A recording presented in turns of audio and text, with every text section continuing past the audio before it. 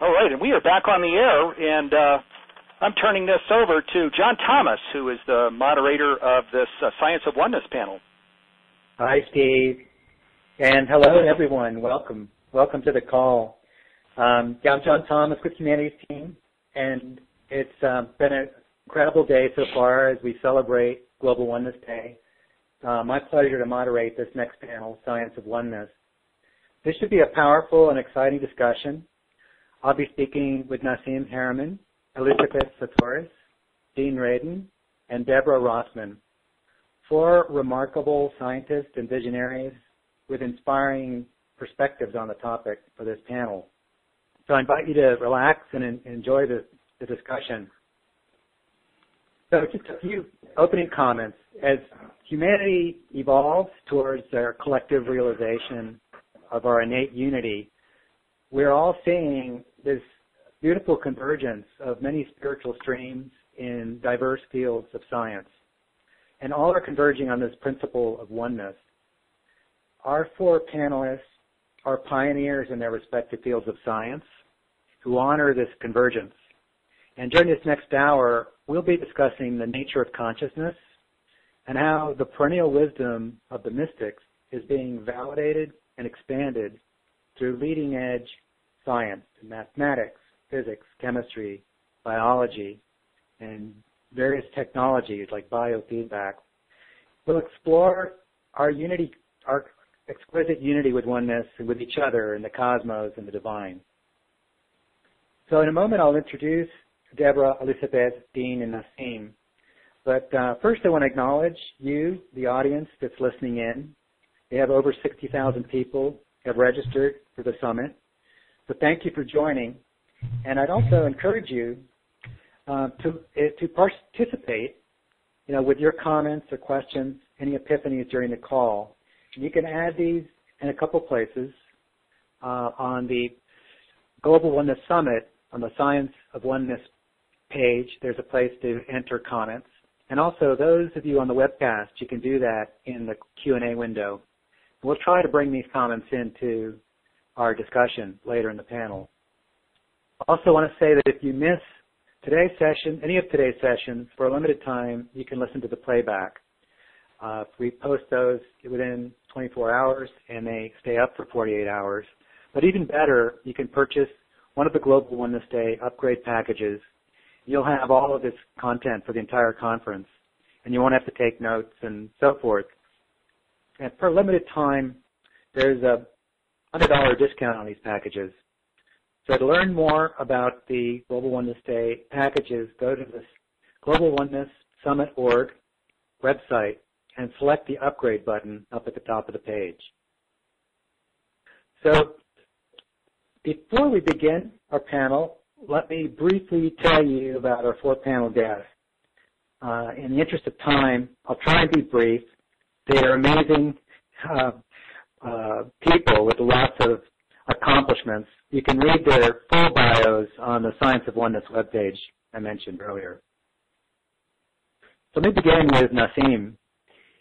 Nassim Harriman has spent most of his life researching the geometry of hyperspace, theoretical physics, cosmology, quantum mechanics, biology, chemistry, as well as anthropology and ancient science civilizations.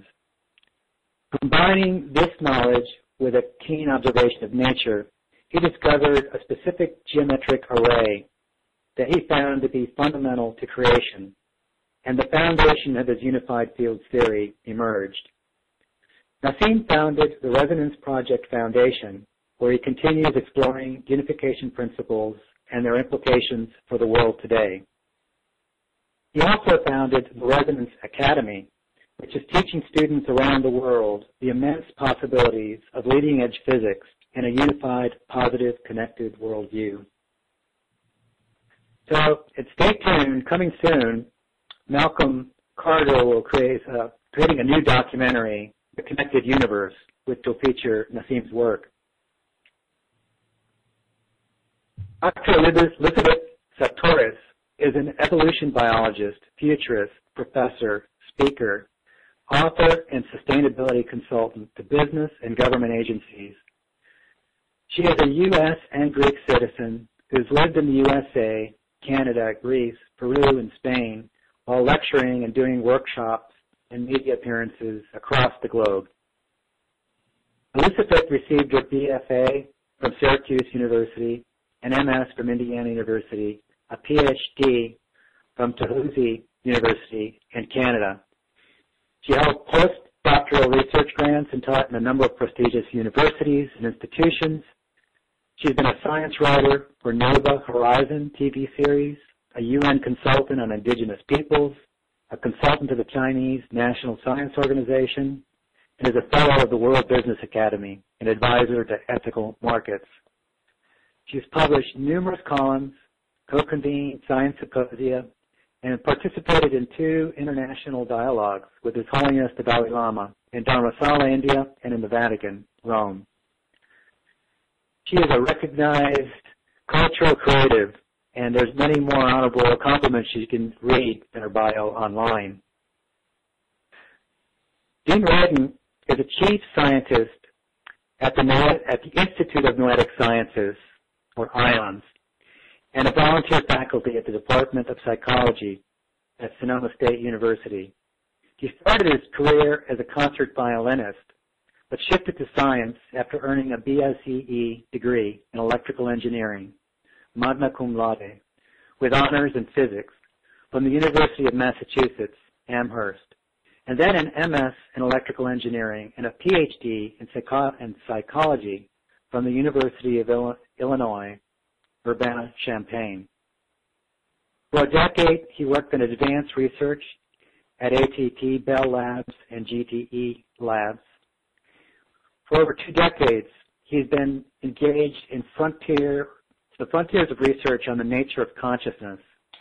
Before joining IONS in 2001, he held appointments at Princeton University, University of Edinburgh, and other prestigious universities and institutions.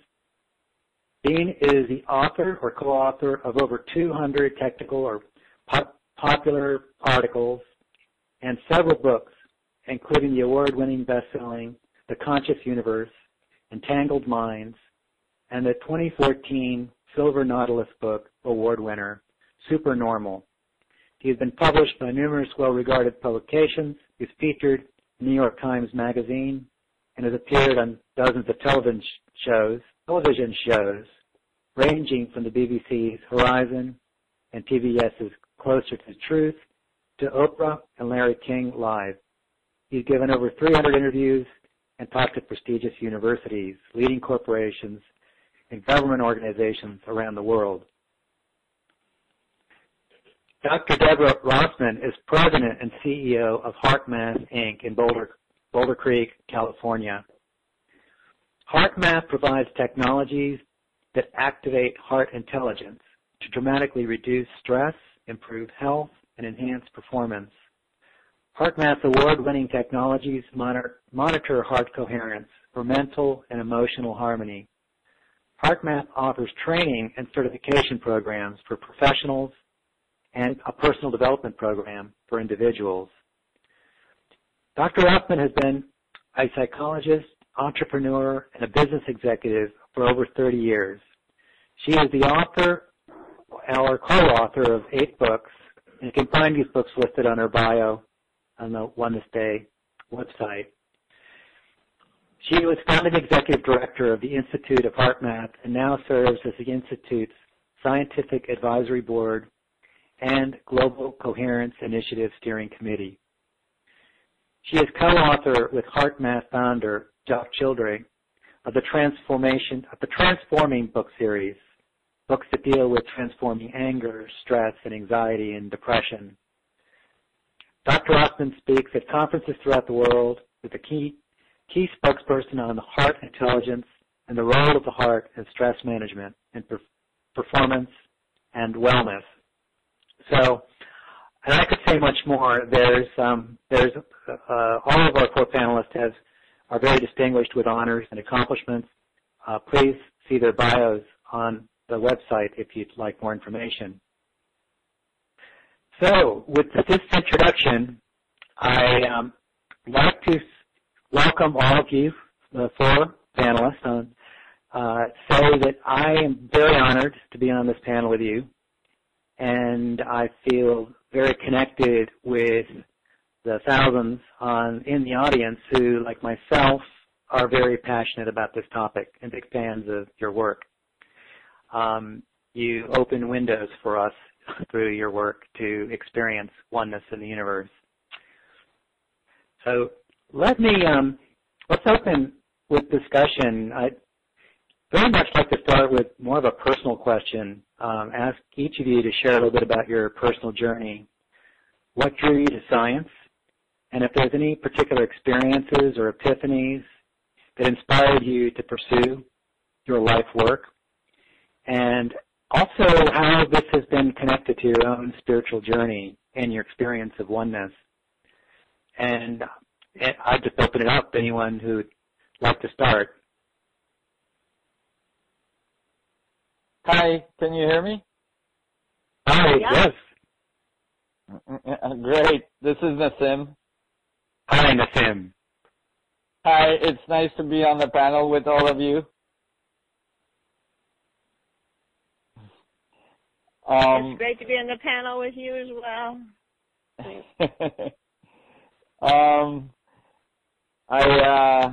I think for me, it was not so much a pursuit to science that started me as it was a pursuit to understand the world, understand how it works, understand how nature works. I was excited to be in nature, and I was puzzled on how it worked and how I got there. How was it that, like, this incredible world all around us came together and in such a coherent way and seemed to function with this incredible self-organizing mechanics that was beyond anything that we could understand in physics. I mean, nothing in quantum theory or relativity explained how this whole came together, and certainly not how consciousness emerged.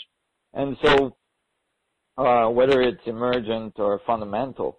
And so I was really intrigued from the beginning, and I just I don't think I could live my life just ignoring that. I had to understand it. And so maybe it was a lot of curiosity and exploration of our existence that really drove me. And certainly some of the epiphanies I had was that, of course, there must be a unified concept or mechanics or view of the universe that would explain how the small and the big all works together, because big things are made out of small things. And for me, the idea that physics was separated between physics of the big and physics of the small, and that the two didn't agree, that didn't make sense at all. And then, so I decided, and I thought I would try to find some fundamental principle that connected the two, and that gave us a unified view of the universe. And certainly, that took a while, like some 30 years later. Some of the equations I came up with support that view absolutely, and support the view that actually everything is connected and everything is one, and in a very fundamental way.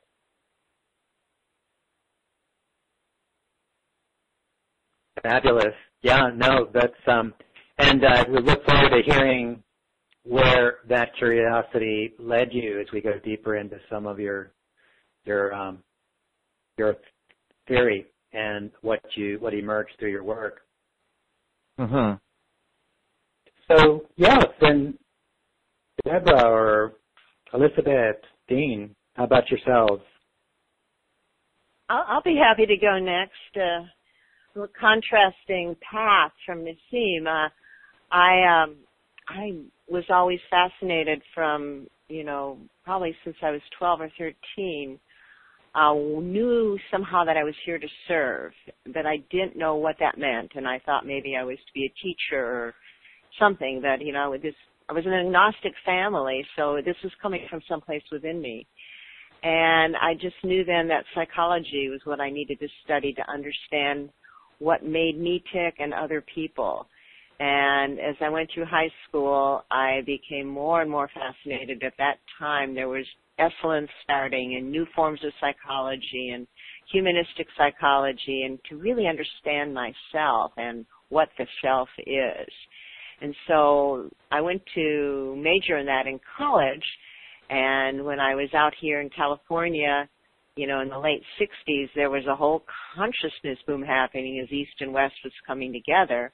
And so I really wanted to see if there was a way to combine all of that together, and started meditating and had some experiences.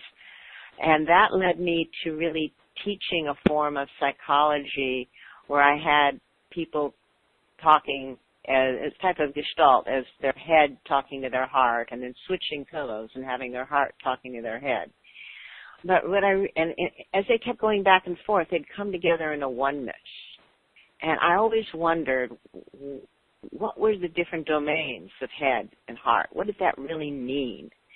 And I had been studying attitude change theory at the University of Chicago prior to coming out to California. And I knew we weren't going to understand how to change our own attitudes or behaviors through studying rats and statistics, really. It had to be something deeper from within. And so as I was pondering throughout that whole period, what is the domain of head? What's the domain of heart? And this was before biofeedback or any of that. I'm dating myself, but it was before then. And when I met the HeartMath founder, Doc Children, he started talking about his spiritual experiences of an awareness of the heart having its own intrinsic intelligence, and that the heart is what was the unifying connector of all of us. When we say, I love you with all my heart, we don't say, I love you with all my head. And something struck me because he wanted to start a research institute that would actually see if there's any physiological correlates to these experiences we had, the metaphors of the heart. Follow your heart, listen to your heart, put your heart into it, go deep into your heart for the answer. What did that all mean? Because it was ubiquitous to all spiritual religious systems. And that was my experience in working in psychology with people. So beginning to research the so-called problem of the heart and all its dimensions was very, very exciting to me. And it sort of brought together the whole spiritual consciousness aspect of my life and the psychological aspect with scientific research. And then we began exploring the physics of humanity and what all that meant. And this was in the early 1990s. So the HeartMath adventure has really been about all that, and it's really about consciousness and giving people simple tools and techniques to follow a certain process. So I'll leave it at that, but that was my experience. Well, it's beautiful. Just Nassim's curiosity about how the universe functions, and your curiosity about that connection between heart and mind, and all the beautiful work that's come from that curiosity. Thank you. Okay, I'll go next. This is Elizabeth Torres. Like Nassim, I had the privilege of growing up in nature with no grown-ups watching, as I like to think of it, unlike how my grandchildren grew up, always watched outdoors. And also like Nassim, I was asking the big questions about how does this all work, like who are we humans, and where do we come from, and where are we headed? And not knowing those were the great philosophical questions of the ages, I thought that it has to be, the answers have to be in this living world. So I always wanted to become a biologist. And I studied evolution biologist because I assumed that to find out where we came from, that was what you studied, you know, the 4 billion year past of our Earth and how humans got into it. And that then you could see the trajectory by being a deep pastist of the future possibilities as a futurist. And I got my PhD in the 60s and spent some years in Canada, and then came to New York to the Museum of Natural History to do my postdoctoral, and I got very disillusioned by science at that point. I felt like I was doing trivia research in a world that was burning. And so I branched out, and I'd already been a pretty political animal living in Berkeley in the early 60s, and now in the late 60s in New York, all these problems that were happening. The museum was polluting the air while it had an exhibit on pollution downstairs in the big hall. And so I kind of quit science and moved to Boston, and although I was working as a scientist to earn a living and take care of my kids, I got into the esoteric world and just dived into it and read all the classic Russian literature and from Uspensky and Blavatsky and stuff up to the moderns. And realized that, wow, this is a oneness universe. I was drawn especially to Vedic science, and then found out that so were all the quantum physicists. And so suddenly, I had a way of seeing the world as a oneness within which evolution happened. And so it made sense now again for me to be an evolution biologist, but I had to look at it from my own perspective and not from the way it was taught in schools, in universities, because I knew that the Darwinian story couldn't be the whole picture. And I'll leave the rest to another question. Oh, beautiful. Thank you so much. Dean, and for you, what was the turning point, and how did your life work emerge for you? Well, as you mentioned, I started out as a violinist. And so from about age 5 to 25, I didn't have too much time to worry about myself because I had to practice 2 to 4 hours a day and was performing a lot. But you find when you're, after a couple of years working on an instrument, that most of the mechanics of playing becomes unconscious. And so what I ended up doing is having 2 to 4 hours a day, more or less as an opportunity to think while my body is busy practicing or playing. And on my music stand for about 15 years, there's a little sign on the top that said, "Learn to listen." So learn to listen is referring to intonation, which is important on the violin since you don't have frets. But the secondary effect of that is after a while you also begin to unconsciously learn how to keep the pitch correct. And so what else can you learn to listen to? And to make a long story short, I probably started doing the equivalent of meditating since I was a child. I did so for many, many years, for hours and hours every day. And that's a little piece of the puzzle. The second piece is that I was always curious about how things worked, kind of as Nassim said, that just how does a clock work? How does a human work? How does anything work? And I was attracted to especially things that didn't quite fit our current assumptions, so the anomalies. So we're saturated with anomalies out there, and most of them are ignored. So you take all of that, you mix it in with reading a lot of science fiction, and it sort of naturally led to the idea that maybe our potentials are not being used as best as they could, and maybe we don't understand all of our human potentials. And so that led me to a branch of science where the point of it is to study what are we actually capable of.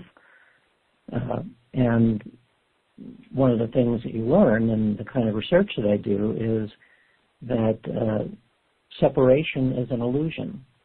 That's like a one-sentence summary of the entire domain of looking at consciousness research. Separation is an illusion. And so separation being an illusion is almost a synonym of oneness.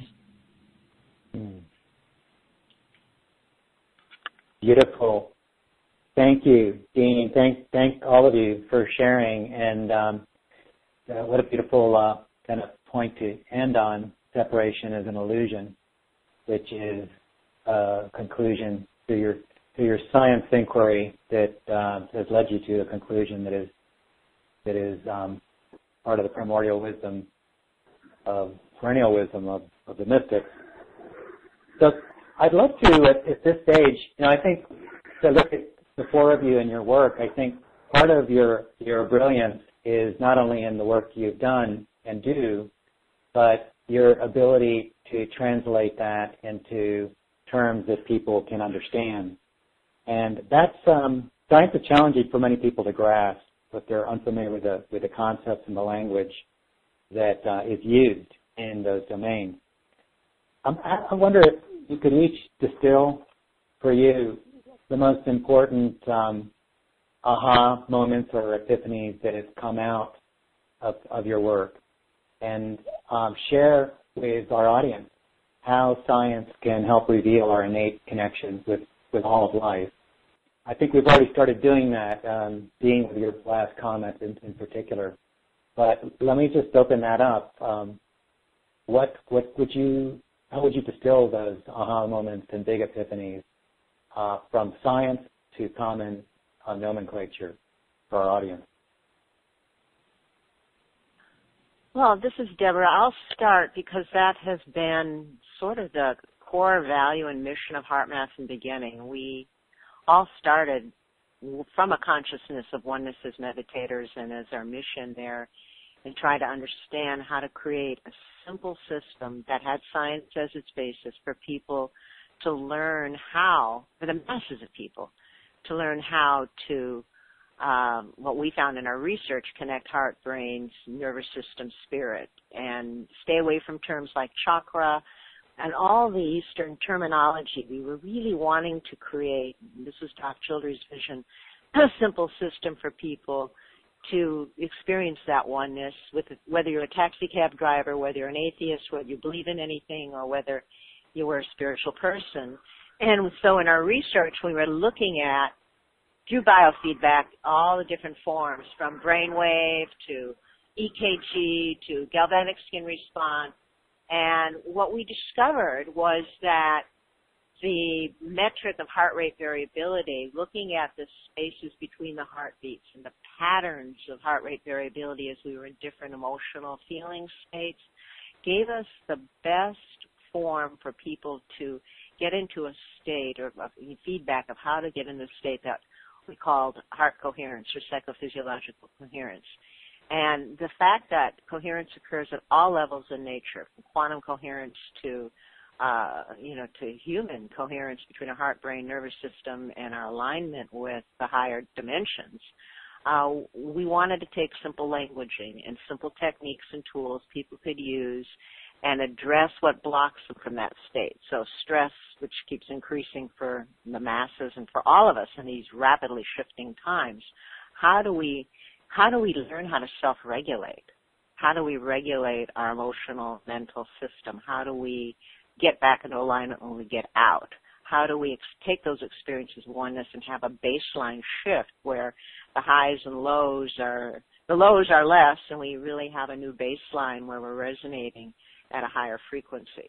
And we don't use those terms except in our research. We use terms for the masses of people, like how to get back to the heart and that coherence when you're out, and give people simple techniques and tools to do that, but with the pain points that they are addressing, whether it's anger, anxiety, frustration, or the hopeful points that they want, which is better for performance, a deeper connection in relationships, or just their deeper connection in meditation with their higher self, whatever they call spirit source.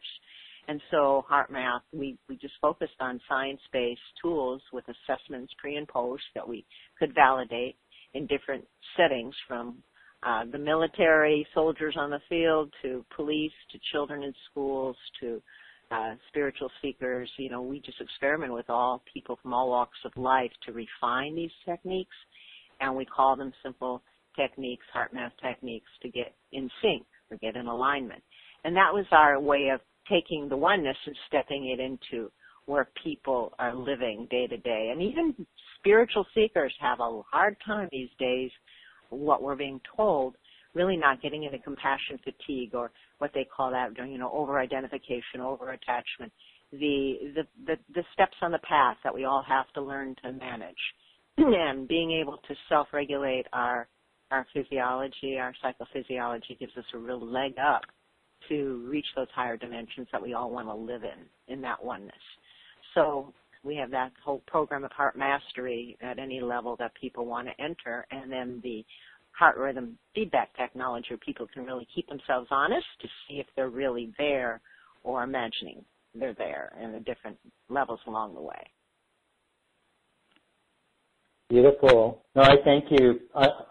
One of the great contributions that HeartMath has done for our culture at this time is explain these interstates in very simple terms and biological data to back it up. And when I was with some colleagues at Intel teaching mindfulness to engineers, being able to refer to HeartMath's data and let them get a very scientifically grounded understanding of heart coherence and then have the experience of it was very helpful. So thanks for sharing that. You're very welcome. It's really interesting you mentioned Intel because they, of all the companies, have approached us, and we're working with them right now in depth on how to put coherence algorithms and SDKs on their chips for facilitating the planet. And so that's interesting that they're open to that. Exciting. Maybe some of the meditation and mindfulness had a ripple effect there. It's great to hear. Right. Yeah. Yes. So I'd love to hear from the others on the panel. Same question. You know, what epiphanies and how do you translate from scientific nomenclature to common language? Well, as I was, it's Elizabeth Saturis again.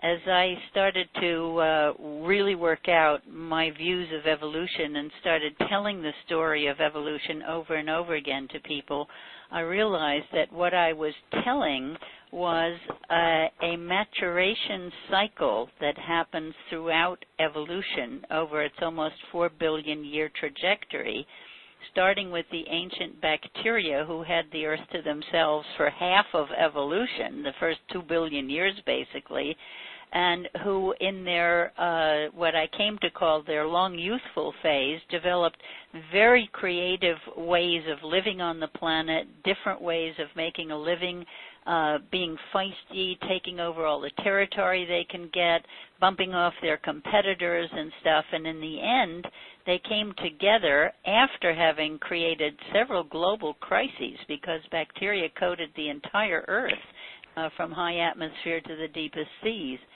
And they along the way, they caused global hunger and then global pollution, solving them both. I can't go into details, but my latest book is the easiest, simplest one called Gaia's Dance, and it's only up as an e-book for really cheap, like $3 and something, on as a Kindle book on Amazon. And it goes through telling this story of how the ancient bacteria then came together in their mature phase to form the nucleated cells that we're all made of. That was the greatest leap in evolution. And then the interesting thing is that after all this individual hostilities comes together as cooperation in a larger unity than a bacterium, the only two kinds of cells ever to evolve on Earth are bacteria and nucleated cells.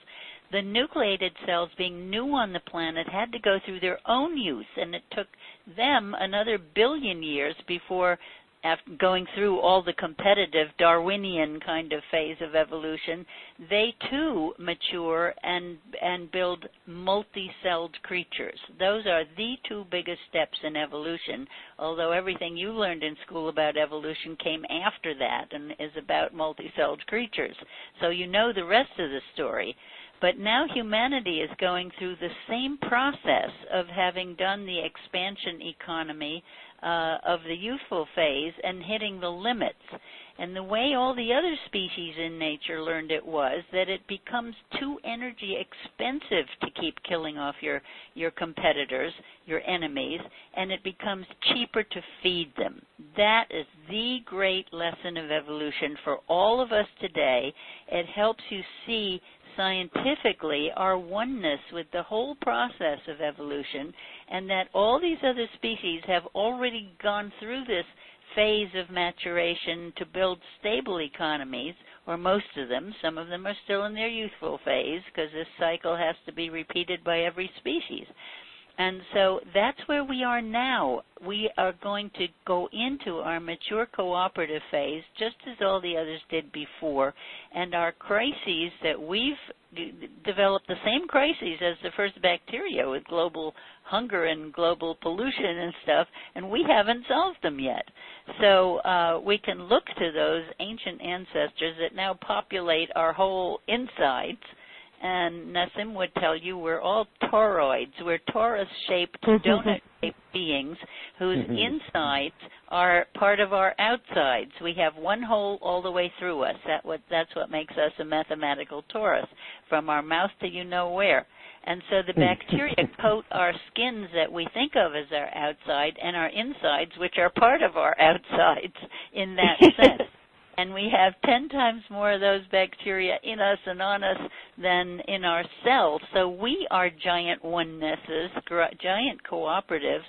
They're running 80% of our immune system, and we're only now figuring out that food is really the best medicine, as the ancient Greeks knew, and that what you feed your gut bacteria is what will promote your own oneness and your ability to function within the greater oneness.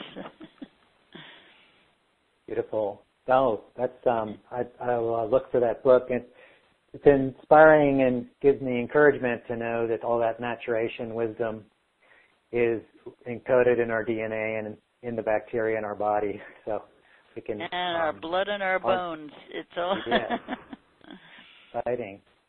Beautiful. Thank you. That was awesome, Elizabeth. Yeah, I think that, for me, it was really a big challenge to be able to, when I was studying physics, and I studied independently, so I ran into this issue of the terminology and the language, to address your question. And it was really a big issue because more I studied, and it got, of course, very complex, more, and I was literally studying like something like 20 to 23 hours a day. I mean, it was just insane, for many, many years. And more I studied, more I realized that many of the information that's present in the physics community is actually pretty straightforward in terms of the principles that it's explaining, or the concept that are being conveyed, or even the mathematics that are being, expressed.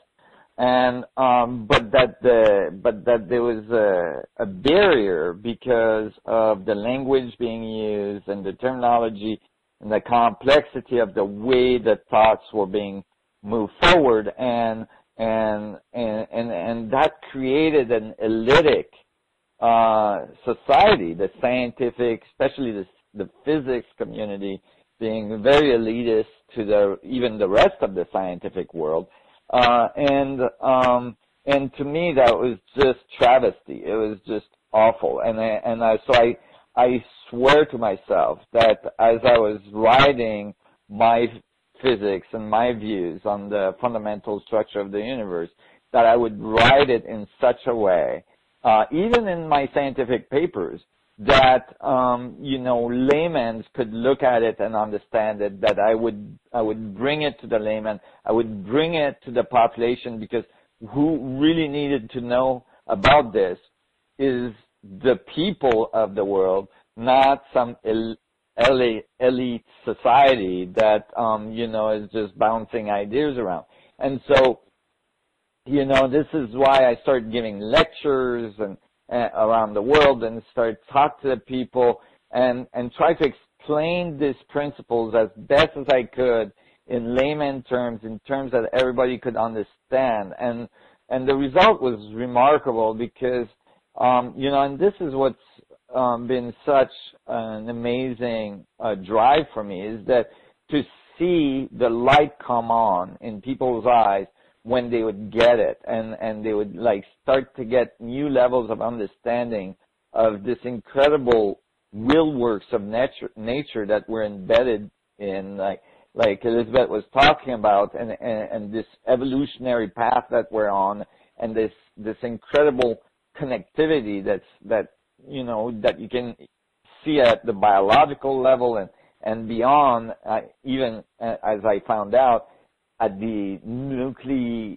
level of the atom, and this incredible relationship between all things that makes it so that there is continuous feedback, so that there's continuous, evolutionary steps that are being made every billionth of a billionth of a billionth of a second, every Planck second, and that we're all participating in it, in this exchange between the external world, as Elizabeth was saying, and the internal world, and the information moving across the boundary of our experience, whether we think of it as the boundary of experience philosophically or literally, the way we could describe it as a boundary of a proton, for instance.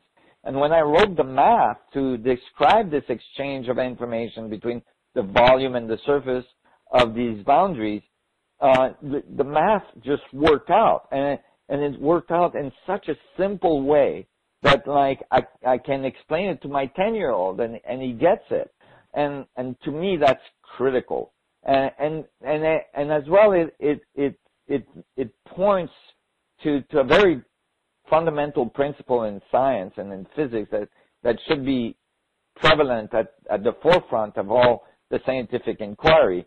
That is, that if something is correct, it's most likely beautiful and simple, and everybody can understand it.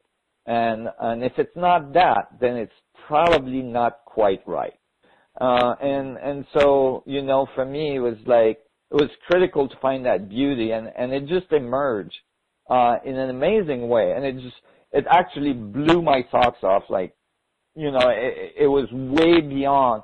I mean, when I found these unifying equations for the mass and the radius, the proton, and basically the energy that makes up our world, they were so simple. I couldn't believe it that it took me 30 years to find them, and I couldn't believe it that after 100 and some years of scientific exploration in physics, they hadn't been found. It just blew my mind how simple and beautiful they are. And so, and so it's normal that people may be, reticent to explore physics. If you say the word physics right away, many people cringe. Oh no, I can't understand physics. But actually, when, I see it all the time, people that have no background that get this, because it's in your gut, literally, like Elizabeth was talking about. It's the intelligence of the bacterium, and all, it's all there. So actually people recognize it, and when they do, they'll just light up like a Christmas tree, and it's beautiful to see. Oh, it's beautiful. Thank you for sharing that. And I was thinking, as you were just at the end talking about the simplicity of it, the elegant simplicity of what you found, is how that also such a beautiful mirror to the journey in consciousness too. In the end, we find our presence and being to be this incredibly simple existence, not our complicated theories that we make in the spiritual journey. I also want to honor, as you're all speaking, just what an amazing job you've done. Nassim, I think about the stories you use and the visual models that you use in videos and your website, and Elizabeth, your use of the story, your use of the story of the butterfly, and so forth. Deborah, and your simplicity of displaying complex data and very simple through HeartMath, very simple visuals. So, thank you. Yes, Dean, would love to hear your perspectives as well on this. I have a slightly different perspective about simplicity, and that is that I've written many articles for popular consumption and also many technical articles. And it's pretty clear that you can't write a popular article using the technical jargon and the mathematics and so on because people don't understand it. But on the other hand, the moment you start writing something in a popular sense in order to simplify something, you also are losing information. You're creating a cartoon out of something which is actually pretty complex. Mm-hmm. In addition, if you look at the history of science, you find that people initially come up with metaphors and stories about what they think is going on with any particular topic, and the more that is studied on any topic, the more complicated it is found to be, and the more questions that begin to arise as a result of new understanding. So this reminds me of Terence McKenna once had a great phrase about the way that I also view the process of science and discovery, which is that as the bonfires of knowledge grow brighter, the more the darkness is revealed to our startled eyes. What that means is that for any topic, the more you study, the more you realize not only how complex it is, but all of the other questions that you haven't even thought to ask about. So Elizabeth had reminded us that humanity is a very recent creature upon the earth, and we always pride ourselves about how much we've learned and how we're now modern and sophisticated and all the rest. But the reality is that we're quite new creatures. We come up with stories. Sometimes we have evidence to support those stories about what we think is going on. But my guess is that when you look at the ratio of what we know versus what is left to learn, that ratio is very close to zero. I think we haven't even begun to ask questions about the true nature of reality, and that goes for every domain. So given that we're basically swimming in gigantic ponds of ignorance at this point, part of the reason why we think we understand things is because of technology. And here's where public confusion occurs, that people confuse the reliability and the robustness of our cell phones with science.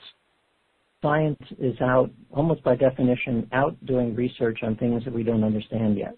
It's on the edge of the known or the edge of the unknown. And some people will look at that and kind of shy away from it because there's a huge amount of ambiguity when you're out on the edge. My personality is such, and a lot of scientists are the same, that we're drawn to that ambiguity. We're drawn to these places, not simply the leading edge, but as I sometimes say, it's the bleeding edge. Out there on the edge, you never know what's going to catch you, but that's the excitement of it as well.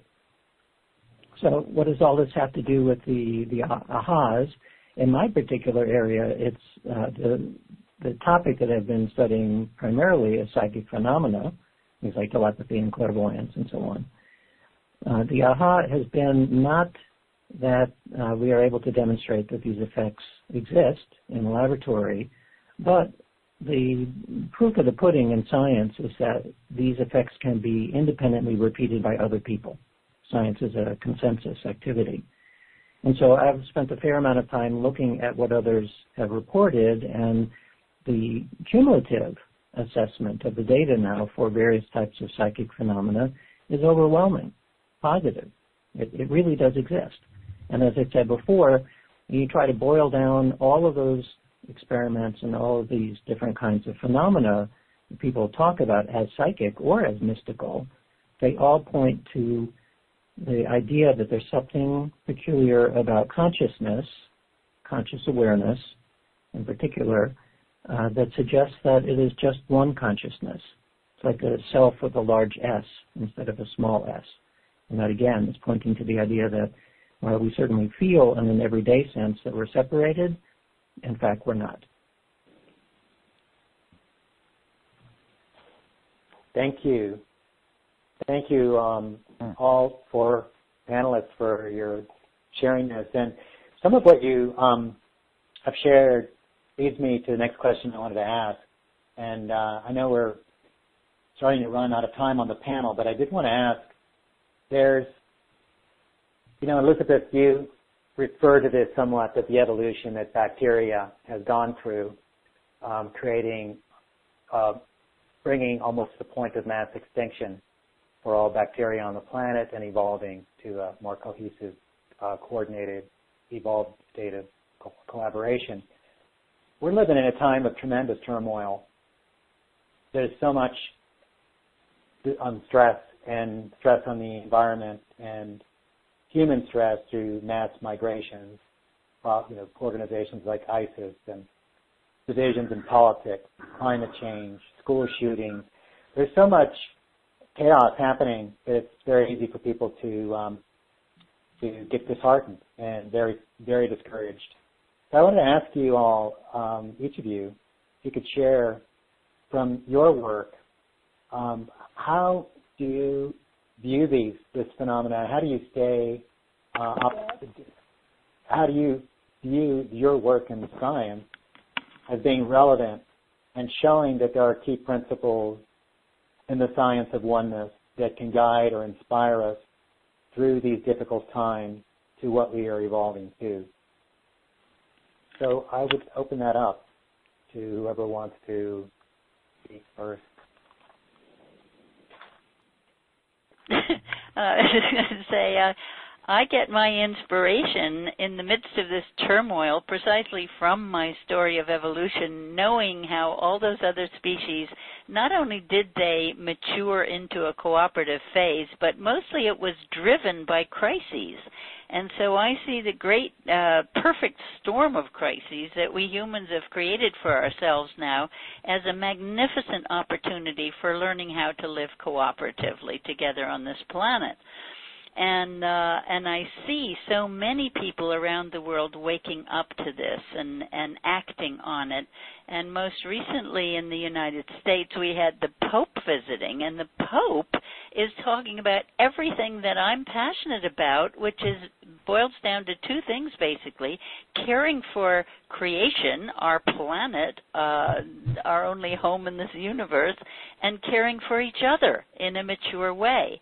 And so I'm actually now living in Honolulu in Hawaii. I followed a spirit call there, and I teach in a master's, an MBA program in the business school about how to build a thriving economy. And I'm giving public lectures on the Pope's encyclical, so that I find this wonderfully entertaining in a way that I have the Pope at my back without being a Catholic or even a Christian to teach what I teach. So these are the magnificent black swans coming out in the world, the unpredictable events like the Berlin Wall and Nelson Mandela becoming head of state after all those years in prison. And so I'm excited to see how people cooperate naturally after every disaster, and I do believe that we will come together. It's going to be horrific what's coming down the pike, but humanity as a species will survive in a mature phase. So there are as many people to help that happen as there are creative individuals to work on making a better world, so go for it. Beautiful. Thank you. Thank you very much. Nassim, I think you started to speak as well. Yeah, that was really nice, Elizabeth. I'm just, for me, and certainly, was discussed earlier, like the idea that I was going to study physics and try to understand the fundamental principles at the root of physics, or the physics of our world.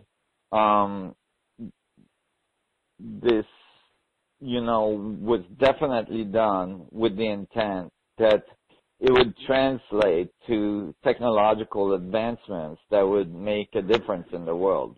I wasn't doing this just to understand how it works, but with the hope that if we understood better how it works, we could harmonize with it. We could harmonize with nature better and find ways of, for instance, extracting energy from the structure of space-time itself, or extracting gravitational fields and being able to control them so that we could travel through the universe and so on, even opening wormholes and so on.